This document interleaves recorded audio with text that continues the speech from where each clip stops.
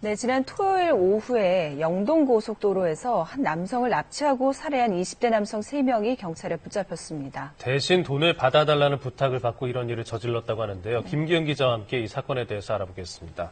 자세한 내용을 취재를 하셨죠? 네. 지난 토요일 오후 3시 38분쯤 경기경찰청에 한 시민의 신고 전화가 접수되면서 경찰의 추격전은 시작됐습니다.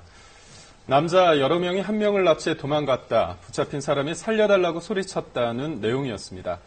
경찰은 용의 차량을 쫓아가면서 정지 명령을 내렸지만 용의 차량은 이를 무시하고 시속 150km가 넘는 속도로 차선을 넘나들다 갓길로 질주했는데요. 공포탄을 쏘고서야 끝난 아찔한 고속도로 추격전.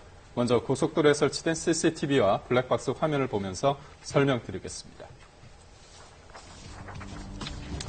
영동고속도로 강릉 방향 승용차 한 대가 속도를 내면서 질주하고 그 뒤를 순찰차 2대가 바짝 쫓아갑니다.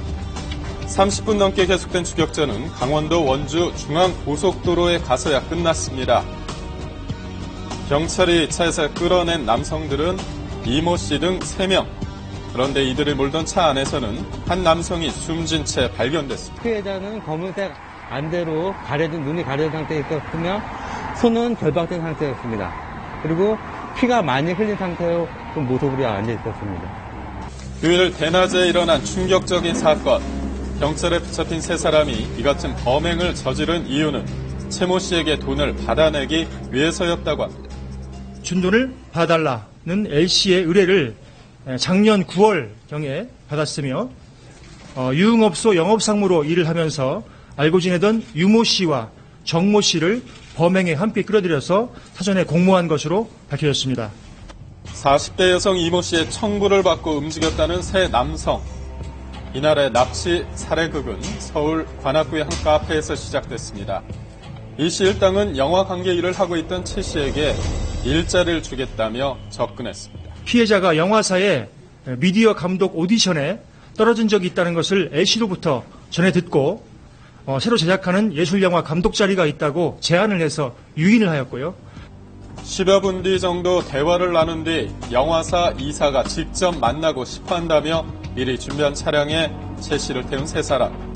하지만 이들은 최 씨가 차에 올라타자 납치범으로 돌변했고 최 씨의 손발을 묶은 뒤 미리 물색해둔 경북 안동으로 향했습니다. 그런데 40분 뒤 화장실에 가기 위해 들른 휴게소에서 이들의 계획은 틀어졌습니다. 피해자가 손에 있던 그 결박을 풀고 차문 밖으로 뛰쳐나가자 다시 강제로 뒷좌석에 밀어넣는 과정에서 주범 이모 씨가 준비한 식칼로 허벅지를 찔렀고요. 도망가려던 과정에서 살려달라고 소리친 최 씨. 이 모습을 본 시민이 신고를 하면서 경찰과의 추격전이 시작된 겁니다. 갓길까지 타고 달아난 도주 차량이 중앙고속도로 접어들자 경기와 강원, 충북지방경찰청은 입체적인 합동 검거 작전을 펼쳤는데요. 상황실로부터 도주 차량이 대구 방면으로 도지어온다는 그 무선 지령을 접하고 고속도로 본선 1, 2차로를 완전히 차단한 다음에 저희 순찰차로 갓길 또한 완전하게 차단시킨 상태였습니다. 도주 차량이 빠져나갈 통로를 차례로 막은 뒤 공포탄까지 쏘고서야 고속도로 추격전은 끝이 났습니다. 공포탄 일발을 발사하고 완전히 정지시킨 다음에 피의자를 신속하게 검거하게 되었습니다. 생활고에 시달리던 이 씨 일당은 돈을 벌기 위해 40대 여성의 의뢰를 받아 이 같은 일을 벌였다고 하는데요. 그렇다면 이 여성 의뢰인은 숨진 최 씨와 어떤 관계였을까요? 그리고 왜 이런 일을 사주했을까요? 하루아침에 가족을 잃은 유족들은 경찰의 수사 결과에 촉각을 곤두세우고 있었습니다.